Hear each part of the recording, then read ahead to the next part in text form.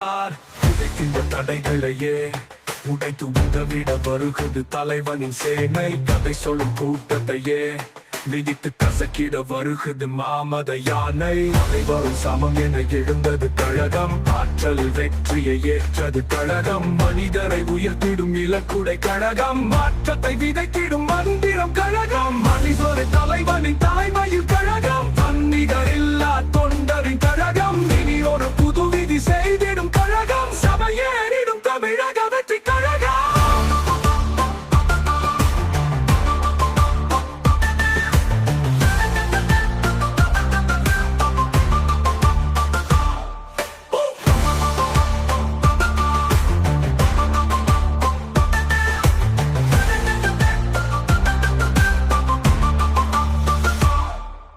மதங்களில் நம்மை பிரித்தார், இன்னும் வஞ்சக ஜாதியின் வகை பிரித்தார்.